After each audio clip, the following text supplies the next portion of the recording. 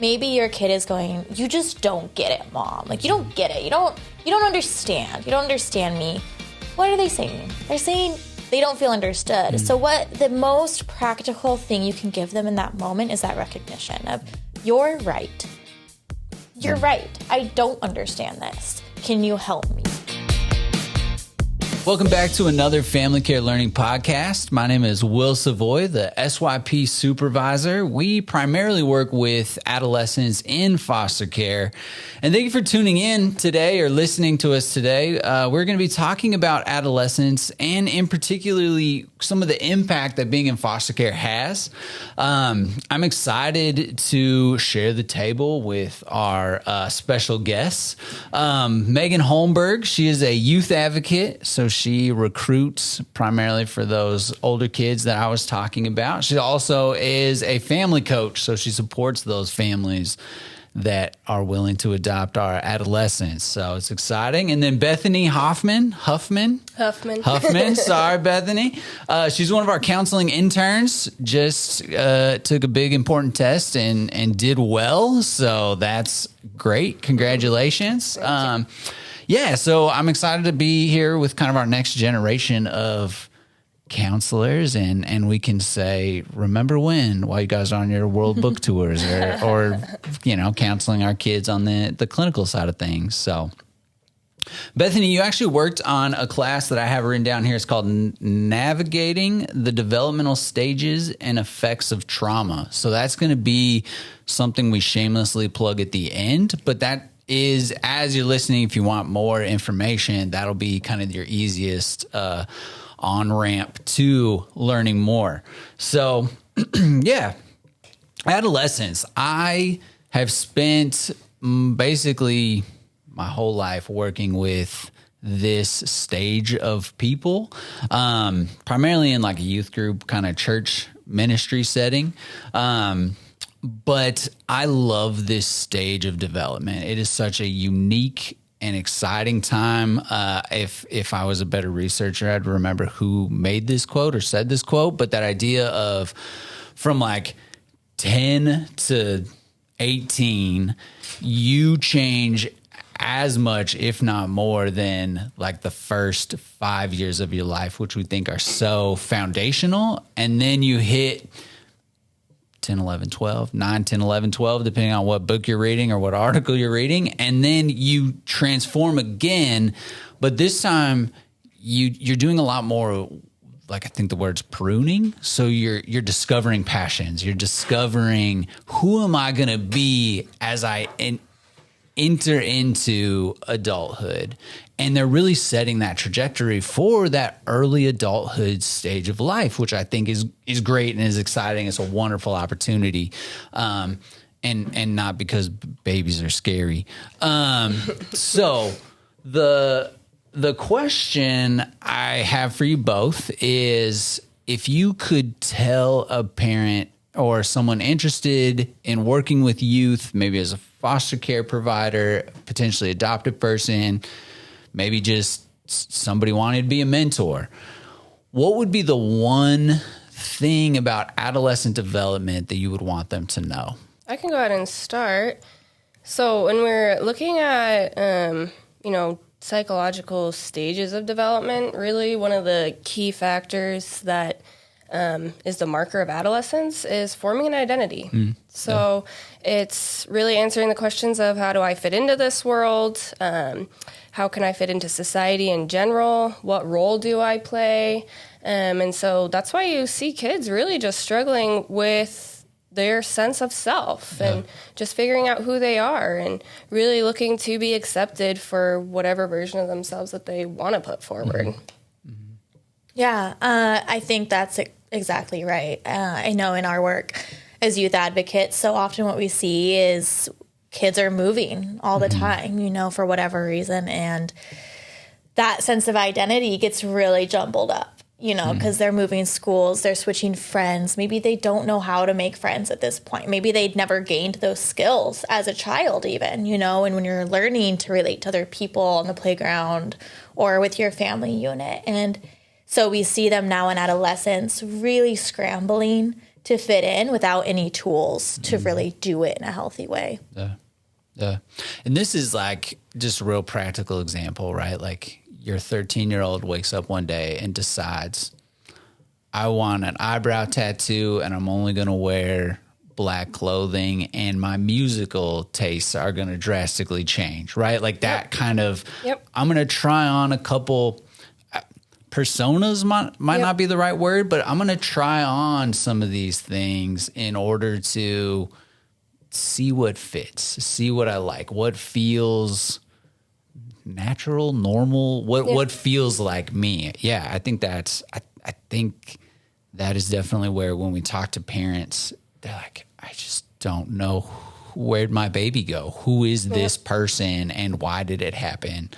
Yeah. So fast. Yes. Yeah, no, they're trying out different roles. That's when you hear like the typical, it's not a phase, mom. But in reality, they're trying out different roles and seeing what feels best to them and seeing, will people, including mom and dad or foster mom and dad, will they still accept me? Yeah. Even if I'm this different version of myself, you know? And so that's an important facet for us to know as guardians, caregivers, even just mentors or adults in their life, is they're looking for ultimate acceptance no matter what version of themselves they're giving to you.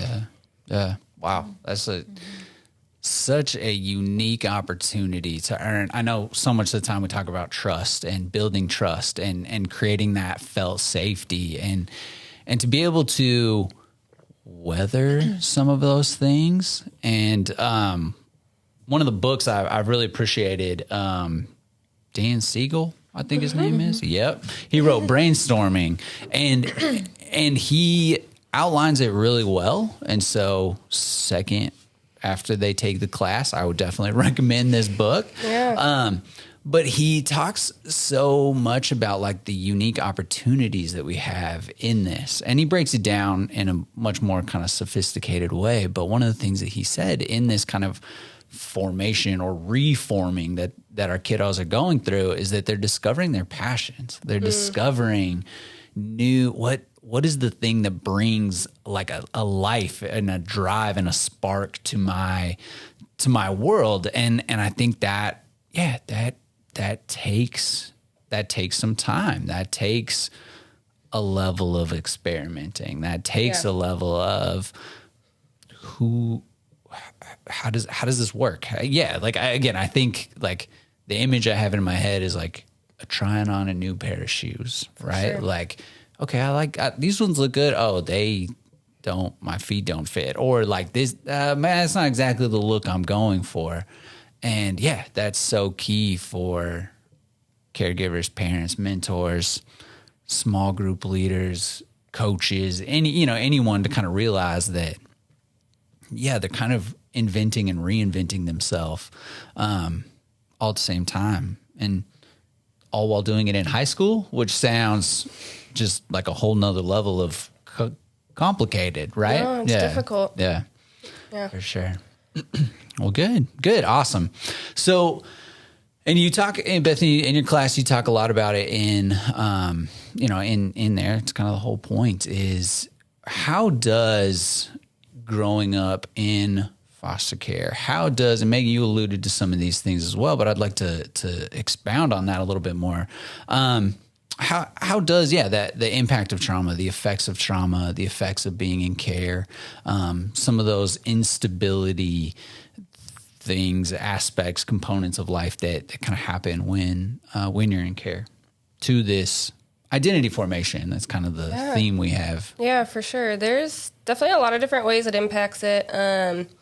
One being that they can be stunted developmentally. Mm-hmm. And so, they might even still be at a prior stage of development. Mm-hmm. And, the one right before that is the stage of industriousness. So they're really trying to get this sense of independence and feeling competent in their abilities to do things on their own.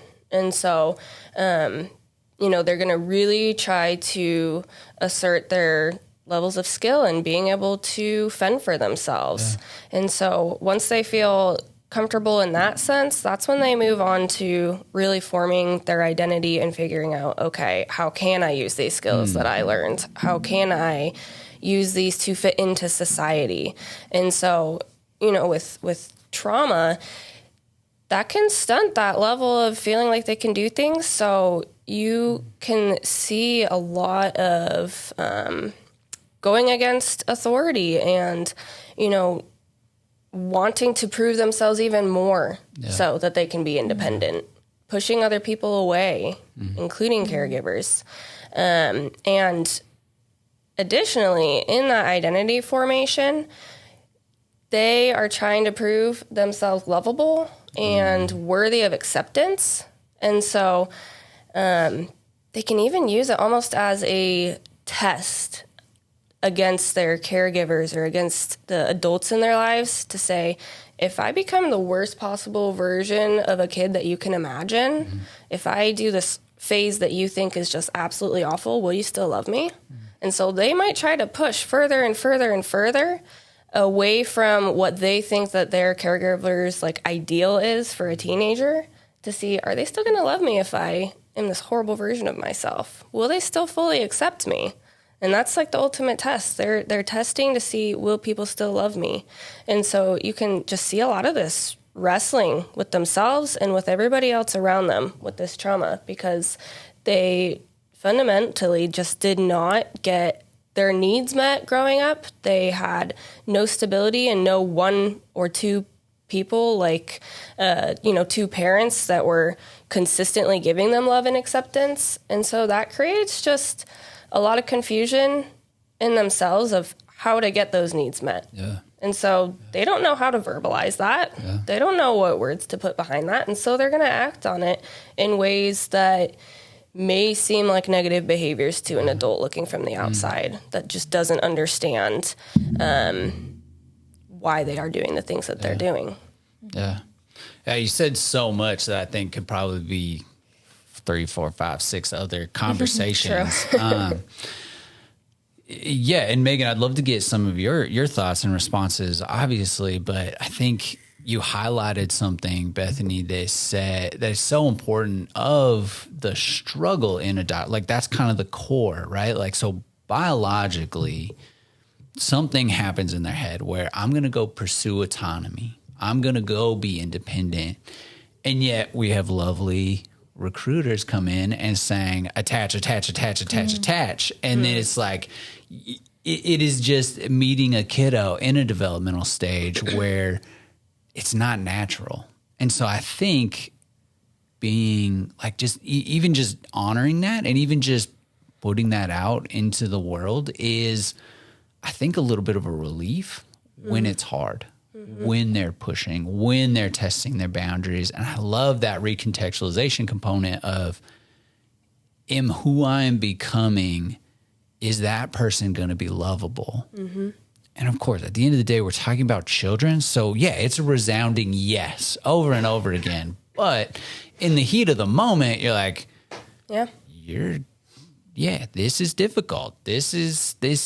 You not on purpose. I don't want people to think that this is a willful choice or that they're doing these things. But like you said, their biology is telling them push. Yep.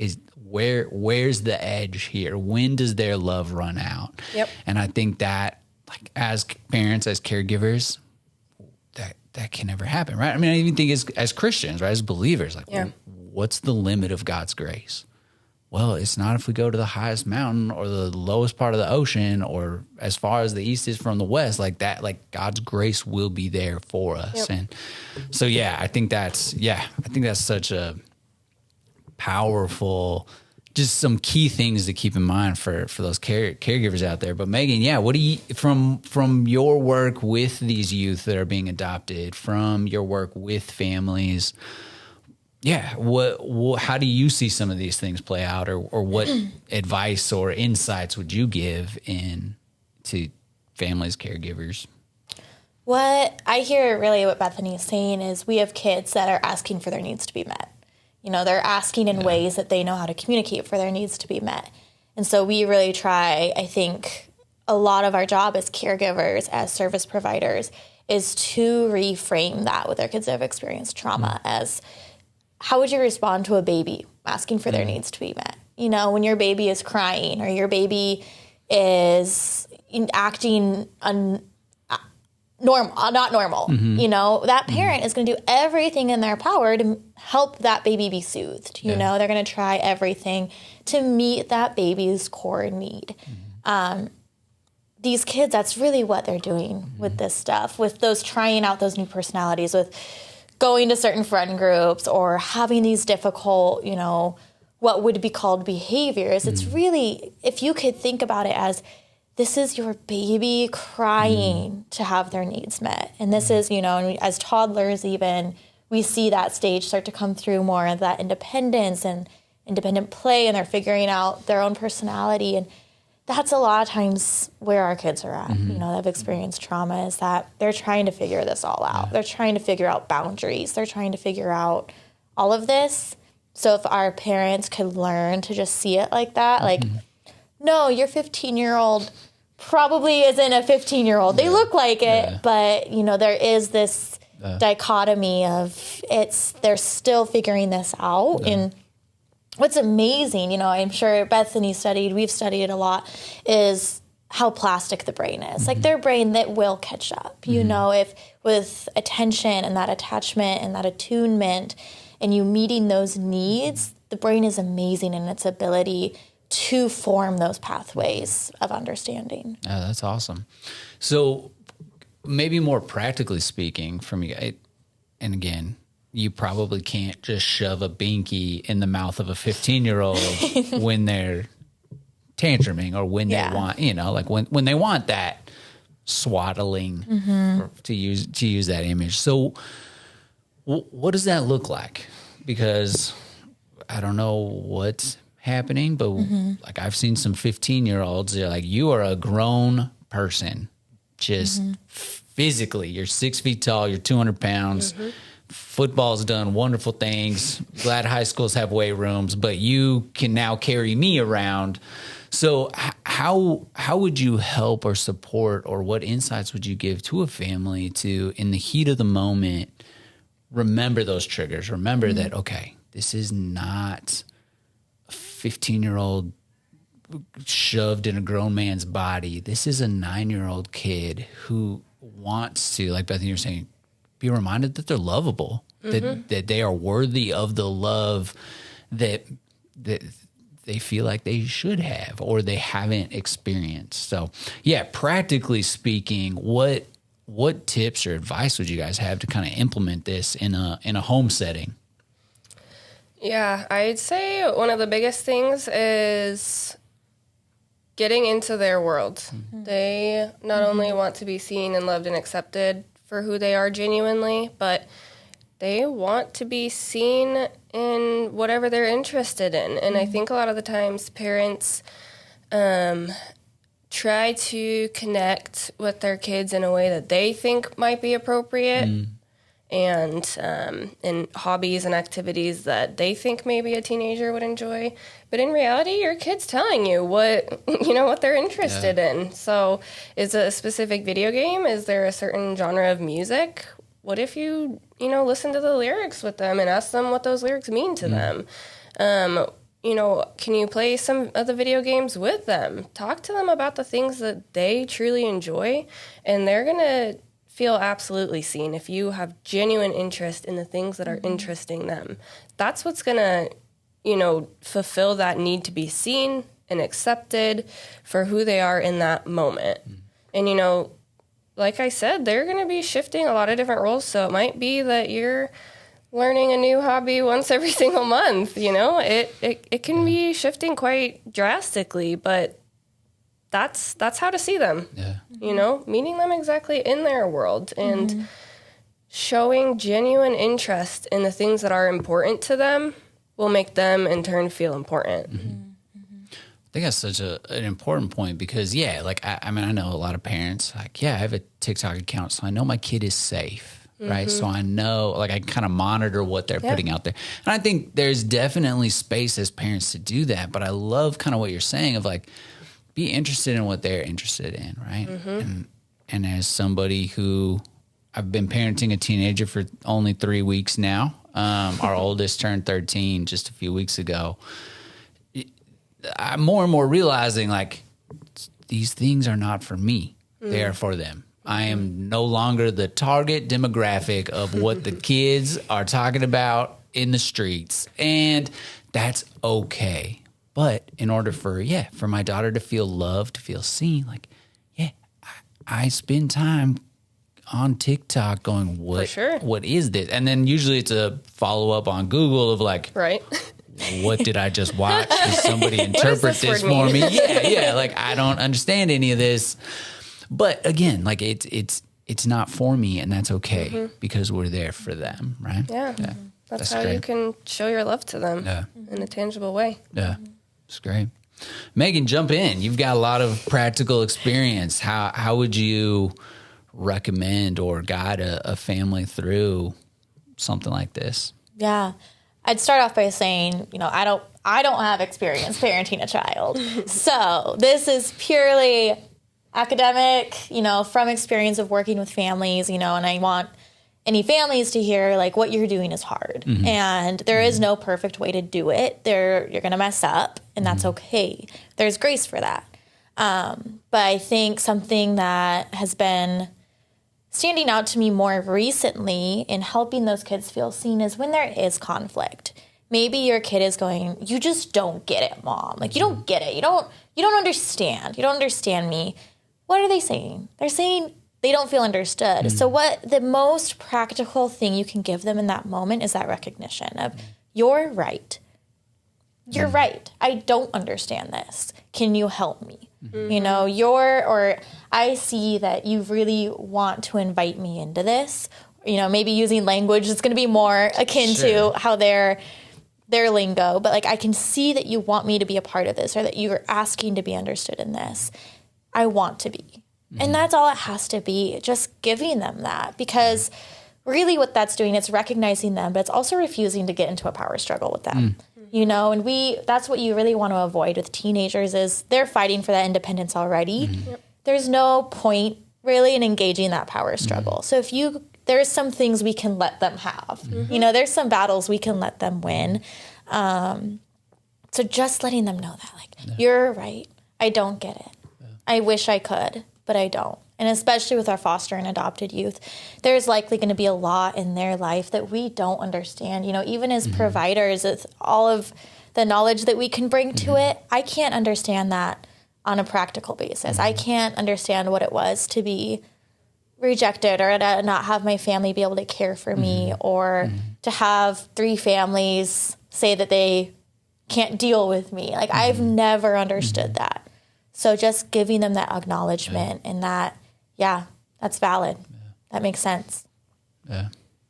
I think that complexity of even just what you said is a perfect example. Like, it's a microcosm of what parenting adolescence is, right? So on one hand, like, we need to have one foot firmly in, I'm still caring for a baby. Right. They're not fully formed adults yet.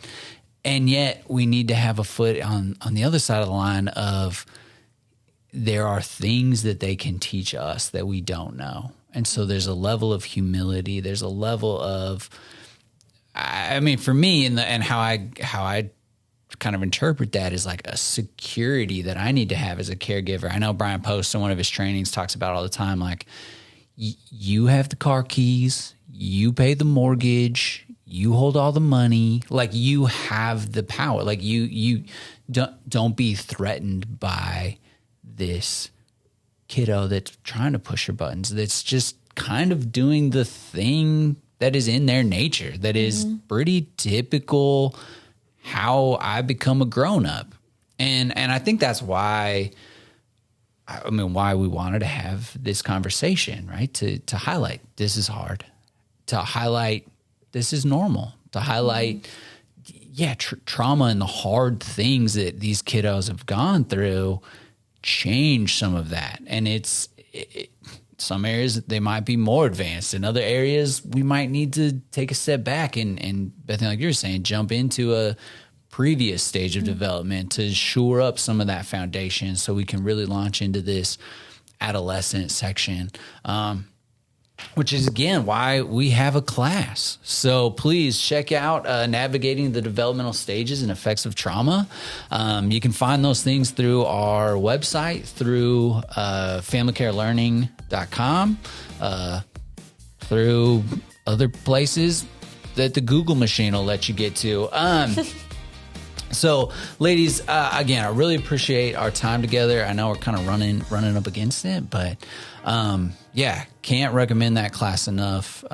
It's helpful for me, not as a worker, of course, but as a parent also, of where are my kids in this, and for our adopted kiddos, right? Like, what has some of the hard things that they're coming out of? How does that impact stages of development and things like that? So, if this has all been helpful to you listening, to watching, please share it with a family that might be struggling. But also, rate, review. Thanks to James for holding it down behind the scenes. Really appreciate you, buddy. Thanks, ladies. I appreciate it. Yeah, thank you for having us.